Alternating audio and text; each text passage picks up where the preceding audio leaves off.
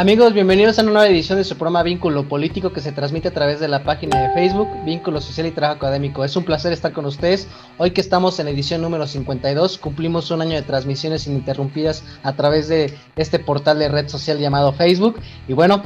para hablar del tema seleccionado esta semana, tengo el placer de presentarles otra vez a mi gran amiga Vianey Pablo. ¿Cómo estás, Vianey? Bien, gracias Javier, gracias por invitarme, celebrando un año de transmisiones de Vínculo Político. Muchas felicidades a ti y a nuestro gran amigo Iván, que un saludo a donde quiera que esté. Gracias nuevamente por la invitación y estamos el día de hoy aquí para hacer un breve análisis de los 2 años del gobierno de López Obrador, el cual hemos titulado Entre crisis económica, pandemia y delincuencia. Si bien pues podríamos hacer un análisis de las 100 promesas de campaña, la verdad es que pues no tenemos el tiempo suficiente para hacerlo, por lo tanto te propongo que analicemos, me parece, 4 temas importantes que son, o me parece que son del común interés para la mayoría de la población, que es economía, delincuencia y crimen organizado, que es un tema que se ha impuesto o que se impuso desde el 2006 con la agenda de Calderón, la lucha contra el narcotráfico, e indudablemente un tema que saltó a reducir con la pandemia, que es el sector salud. En cuanto a la economía se refiere, recuerdas que durante las promesas de campaña del actual presidente, la promesa de campaña fue un crecimiento sostenido del 4%. En los últimos 30 años, la economía mexicana había tenido un crecimiento aproximadamente del 2%, por lo que nos ponía en desventaja con los países en vías de desarrollo, los cuales, pues bueno, habían mantenido este crecimiento sostenido del 4%. Que lo ideal, pues, o lo sano para la economía mexicana sería tener un crecimiento del 7%, que bueno, eso no ha pasado desde los años 50 en México. ¿Recuerdas que el año pasado, o a principios a finales del 2019, la economía mexicana tuvo un decrecimiento del 1%? Mucho de ello tiene que ver con la actual pandemia y bueno, la pérdida, indudablemente, la pérdida de empleos. En cuanto a política económica, pues no hay, tú sabes que hay mucho del presupuesto que está comprometido, el presupuesto a la deuda pública, es algo por lo cual deja muy poco margen de maniobrabilidad al presidente. Y pues bueno, algo que es importante destacar es la crisis que se ha agudizado con la pandemia, la pérdida de empleos, la pérdida de empleos formales. Ha habido una pérdida de empleos bastante significativa. En cuanto a crimen organizado y delincuencia, recuerdas, Javier, que una de las promesas en campaña fue reducir el número de homicidios o de muertes generadas o a raíz de la lucha contra el narcotráfico. Hemos tenido más de 43,000 muertos. Entre el actual gobierno es algo que no se ha podido, es algo de lo cual no se ha podido desvincular. Y pues bueno, por último está el sector salud. El sector salud que se ha visto expuesto a raíz de la actual pandemia. Si bien ningún gobierno a nivel mundial estaba preparado me parece, para una crisis de tal magnitud, lo que sí se ha revelado es, uno, la precariedad del sistema de salud, la falta de inversión del mismo. Me parece que hemos visto cómo el sistema de sector salud está literalmente agudizando, es insuficiente, es precario. Sin embargo, no podemos culpar a la actual administración porque esto no es la falta de medicamentos, la falta de espacios, la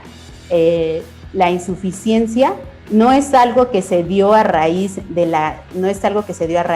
pandemia, es algo que se ha dejado de invertir en los últimos 30 años. Desde la década de los 70, el sector salud ya no ha tenido un crecimiento. Si recuerdas, los hospitales públicos más reconocidos a nivel nacional se construyeron durante la década de los 70. No sé tú qué opinas de estos 4 puntos que proponemos para el análisis, Javier. Son vitales porque evidentemente ya cumpliéndose el segundo año del presidente López Obrador al frente de la administración federal, uno se pone a pensar si estos 4 elementos críticos que tiene el gobierno de López Obrador serían bien sortados en su momento por Felipe Calderón, por Enrique Peña Nieto, por Vicente Fox, porque estamos hablando de números muy lamentables. Obviamente estamos viendo que los índices de violencia, asesinatos y del crimen organizado mantienen las cifras que vienen en una alza sostenida desde Calderón por Peña Nieto y se mantienen con la administración de López Obrador. Vemos que el número de muertos ya superó el millón, el número de enfermos ya superó el 1,120,000 personas que ya han tenido la necesidad de ser registradas como enfermas del COVID-19. Vemos que ya ahora sí rebasamos la cifra de 119,000 muertos y obviamente estamos viendo que tuvimos un decrecimiento de menos 18% en lo que es este año, aunado con el poco crecimiento que tuvimos del primer año de López Obrador de menos 2% y ahora menos 18% de que cayó la economía por la crisis económica de la paralización que hubo a nivel global por los primeros 4 meses del anuncio de esta misma pandemia. Vamos a pensar qué es lo que marca la diferencia para que, a pesar de estos 4 elementos que no son nada halagadores en la administración, permita que el presidente tenga altos niveles de aprobación. Yo tengo varias hipótesis. Número 1, ven al presidente López Obrador cercano a ellos. ¿Por qué? Porque obviamente López Obrador ha dejado a un lado la parafernalia de lo que es el poder presidencial, ha dejado a un lado los gastos suntuosos que ha tenido la administración. Creo yo que la política de comunicación del presidente López Obrador con las conferencias ha marcado un nuevo hito en la forma en que se comunican las cuestiones gubernamentales más importantes. Se tiene una estimación de que 5 millones de mexicanos diariamente ven lo que hace el presidente a través de redes sociales, de la televisión pública o de lo que reportan los medios de comunicación. Entonces, creo yo que López Obrador ha tenido la oportunidad de, a pesar de estos 4 pilares que acabas de decir que no son tan positivos en lo que va de la administración, de poder mandar mensajes concretos donde la población reflexiona sobre cómo anda la administración actual. Por ejemplo, el día de ayer se acaba de hacer un anuncio de que junto a la iniciativa privada se va a iniciar un programa de inversión de 525,000 millones de pesos en lo que es obra pública, tanto en lo que es la industria energética, la industria de la construcción y el otorgamiento de servicios. También la gente está muy consciente del gasto social que lleva a cabo esta administración. Se calcula que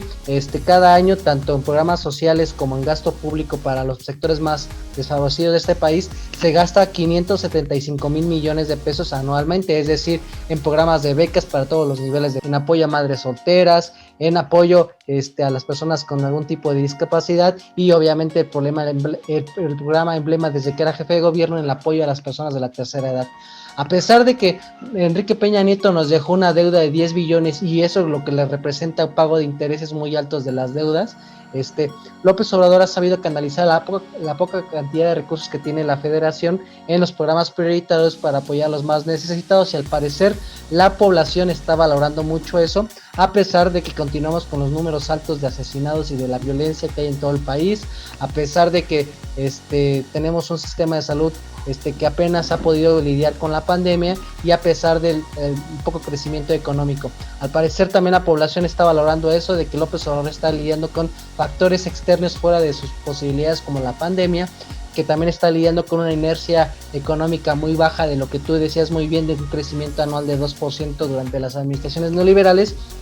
y sobre todo me parece bien señalar de que sienten que el presidente es cercano con las necesidades de las poblaciones más desfavorecidas de este país. Ahora el reto va a ser si López Obrador, que parece lo va a lograr,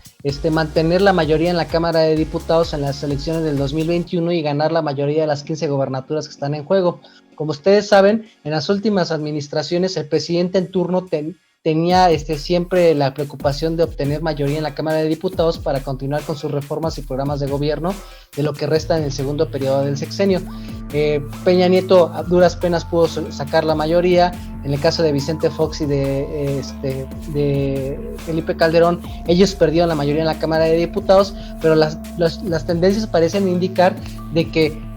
la alta popularidad de López Obrador va a ayudar para que Morena obtenga el primer lugar de preferencias en las elecciones del próximo año.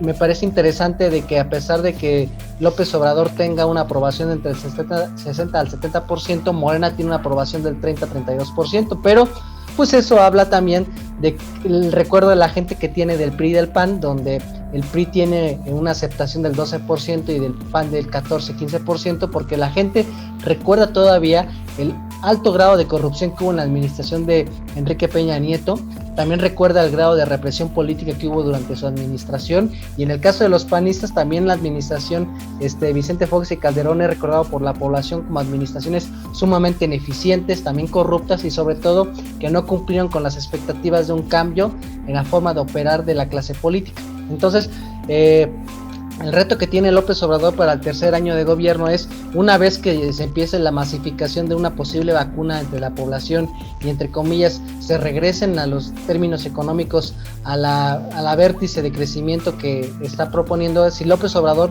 va a lograr que ese electorado le tenga la confianza para que en el 2021 se reafirme ese compromiso de la población de tener un mejor país. Y ojo,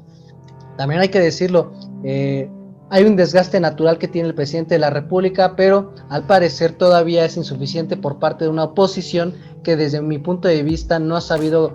organizarse, porque de que hay opositores a López Obrador, pues los hay, pero la cuestión es qué alternativa tenemos a un PRI y un PAN sumamente desprestigiados. Pero bueno, hemos llegado a la conclusión del programa Vínculo Político. Quiero agradecer a Vianey que nos acompañara en esta edición especial número 52 de nuestro primer año de transmisiones, y obviamente mandarle un cordial saludo a mi amigo Iván Carreño, en donde por motivos profesionales no pudo acompañarnos, pero sabe que estamos muy felices de las participaciones que tiene con nosotros. Nos vemos para la siguiente semana, amigos.